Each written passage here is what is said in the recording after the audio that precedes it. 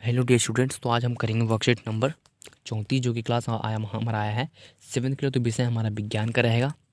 तो यहाँ पे अपना नाम लिखना है, यहाँ पे अपने कक्षा अध्यापक का नाम लिखना है। डेट है आज 17 फरवरी 2021 के लिए वर्कशीट आया है। तो आज हम पढ़ेंगे पादपों में पोषण। तो प्लीज़ मेरे चैनल को सब्सक्राइब कर दें। आप देख रहे हैं वर्कशीट सॉल्यूशन। तो सब्सक्राइब करने के बाद बगल में बेल आइकन आएगा, उस पर ऑल पर क्लिक कर दें। ठीक है, चलिए देखते हैं आज का वर्कशीट। तो पादपों में पोषक की अन्य विधियाँ। तो अब देखेंगे विषम पोषी प्रणाली। कुछ पादप जिनमें क्लोरोफिल नहीं पाया जाता अपने पोषक के लिए अन्य पादपों द्वारा निर्मित खाद्य पर निर्भर होते हैं। देखिए, विषम पोषी वो होता है मतलब कि कुछ पादप जिनमें क्लोरोफाइल नहीं पाया जाता पोषक के लिए अन्य पादपों पर निर्मित खाद्य खाद्य पर निर्भर रहते हैं। मतलब कि वो किसी और पर निर्भर रहते हैं अपना भोजन बनाने के लिए। ठीक है वे विषम पोषी प्रणाली उपयोग करते हैं। कुछ पादप एवं अन्य सभी जीव अपने पोषण हेतु अपने दूसरे जीवों पर निर्भर होते हैं, उसे विषमपोषी कहते हैं। तो हमने पढ़ लिया विषमपोषी किसे कहते हैं। चलिए अब आगे देखते हैं। तो निम्नलिखित प्रत्येक प्रश्न में सही का विकल्प का चयन करें। तो हमें सही ऑप्शन पर टिक या सही पे क्लिक करना है। तो प्रश्न नंबर 1 है कि कीटों को पकड़कर अपना आहार बनाने वाले पादप का नाम लिखिए। तो मतलब कि कीटों मतलब जो भी होते हैं कीट पतंग, उसको अपने पकड़कर अपना आहार बनाते हैं तो उसे क्या कहते हैं। बताइए बताइए उसे क्या कहते हैं। तो फर्स्ट वाले क्वेश्चन का आंसर हमारा हो जाएगा ये। फर्स्ट वाले क्वेश्चन का हमारा आंसर हो जाएगा वी। उसे कहते हैं घटपर्णी मतलब कि पीचर पादप। क्या कहते हैं? Pitcher plant. ओके, घटपर्णी याद रखना, घटपर्णी उसे कहते हैं। प्रश्न नंबर 2 है कि निम्न में से कौन सा परजीवी है। तो निम्न में से कौन सा परजीवी है? वो है अमरबेल, एक परजीवी पादप है। ठीक है, या कुछ और है।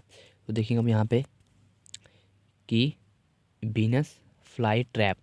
बीनस फ्लाई ट्रैप क्या है? तो वो एक विषमपोषी व कीटभक्षी पादप है। जो है ना ये एक पादप है। ठीक है, तो वो एक विषमपोषी व कीटभक्षी पादप है।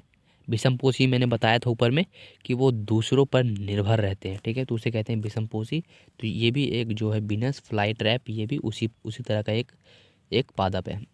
जब कोई कीट इसके घड़े में प्रवेश करता है तो यह अपने रोमों के बीच फंस जाता है। वह पादप खालिस्तान कहते हैं। तो उसे क्या कहते हैं? देखिए, एक होता है मतलब कि जब कोई कीट इसके घड़े में प्रवेश करता है। देखिए मैं बना देता हूँ यहाँ पर ड्राइंग एक। ठीक है, इस तरह का रहता है। तो अगर इसके घड़े में कोई भी पदार्थ पाया जाता है मतलब कोई भी कीट पाया जाता है तो उसमें फंस जाता है। ठीक है, तो उसे क्या कहते हैं? वो किस मतलब कि वो क्या है? ठीक है, चलिए यहाँ पे लिखते हैं। तो उसे कहते हैं कीटभक्षी पादप। ठीक है, तो जो है 1 से लेकर 4 तक इनमें सभी में बी ऑप्शन पर आपको टिक करना है। ठीक है, ए बी नहीं, इस पर सिर्फ बी वाले ऑप्शन पर टिक करना है। ठीक है, और कोई भी ऑप्शन पर टिक कम मत करना। ये मैं बता रहा हूँ, बी पर इस पे, बी पे इस पे भी और बी पे इस पे भी। ठीक है, सब में आप बी पर क्लिक कर देना या टिक कर देना। ठीक है, ओके। ऐसे ही और वीडियो देखने के लिए मेरे चैनल को सब्सक्राइब करना। मैं बिल्कुल आसानी से आपको समझा भी देता हूँ, वर्कशीट करा भी देता हूँ, सॉल्यूशन सॉल्व भी करा देता हूँ। ठीक है, क्वेश्चन सॉल्व सॉल्यूशन वीडियो आपको मिल जाएगा हर रोज़ जो आपका वर्कशीट आता है। तो इस चैनल को सब्सक्राइब करके रखना ताकि आपको वीडियो का अपडेट मिलते रहे। तो देखिए अब चलिए करते हैं। यहाँ पे कुछ क्वेश्चन आया है कि रिक्त स्थान भरिए। तो हमने प्रश्न नंबर 4 तक कंप्लीट कर लिया। अब आया हमारा प्रश्न नंबर 5 के रिक्त स्थान भरें। तो कीटभक्षी पादप जहाँ मृदा में खाली स्थान की कमी होती है उनमें उगते हैं कमी होती है उगते हैं। तो वो यहाँ पे क्या आएगा? वहाँ पे आएगा नाइट्रोजन।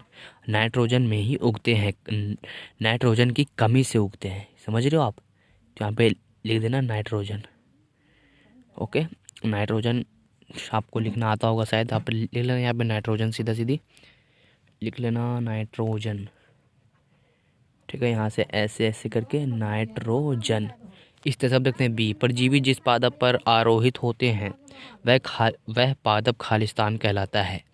क्या कहता है यहाँ पे? परजीवी जिस पादप में आरोहित होते हैं उसे क्या कहते हैं। चलिए उस पादप को क्या कहला। तो मैंने फर्स्ट का वाला बता दिया था, तो फर्स्ट पे आएगा नाइट्रोजन, मैंने अभी बताया था। तो यहाँ पे आएगा परपोसी। ठीक है, इस तरह से लिख देना परपोसी। अब देखते हैं अमरबेल वाला। तो अमरबेल की सॉरी सी वाला पहले करते हैं। कीटभक्षी पादप खालिस्तान कहलाते हैं। तो कीटभक्षी पादप क्या कहलाते हैं बताइए।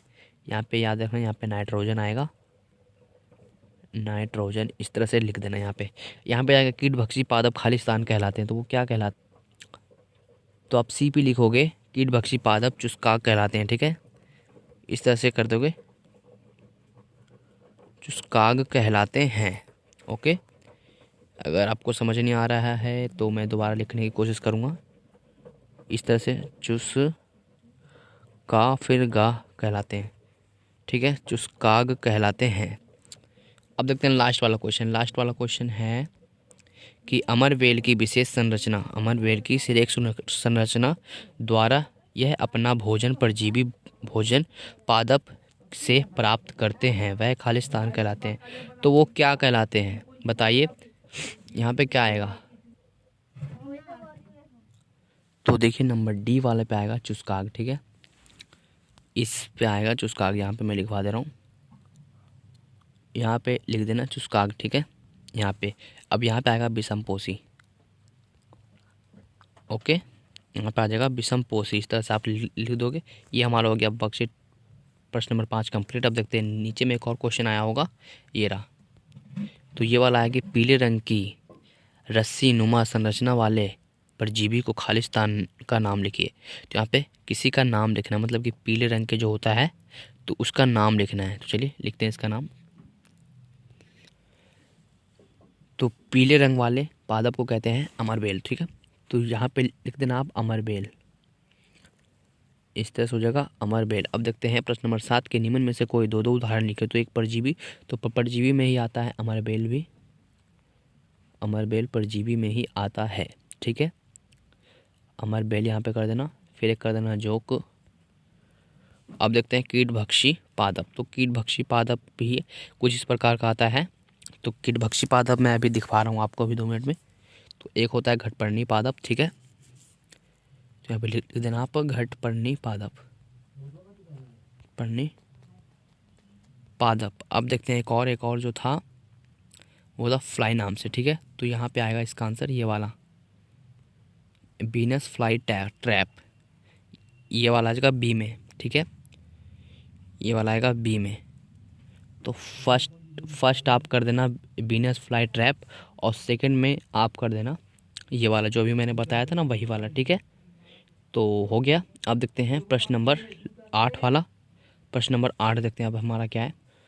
तो देखिए मैं दोबारा बता रहा हूँ, देखिए प्रश्न नंबर 7 पे। ठीक है, प्रश्न नंबर 7 पे मैंने ए का बता दिया कि इस पे अमरबेल लिखना है और एक लिखना है जोक। ठीक है, इसका मैंने बता दिया। अब देखते हैं इसका जो बी पे था कीटभक्षी पादप, तो एक लिखना है फ्लाई ट्रैप, यहाँ से लिखे यहाँ तक, और फिर एक लिखना घटपर्णी।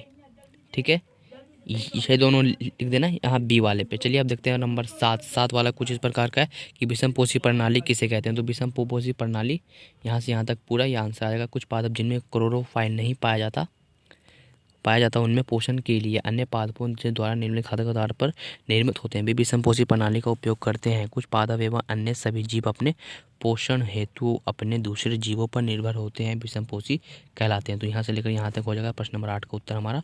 तो इस तरह से होता है आज का वर्कशीट कंप्लीट। अगर वीडियो समझ नहीं आया तो वीडियो को दोबारा देख लो, कमेंट भी कर देना, मैं वहीं पर इसका आंसर दे दूँगा। तो मिलता है अगला वीडियो में, तब तक के लिए गुड बाय।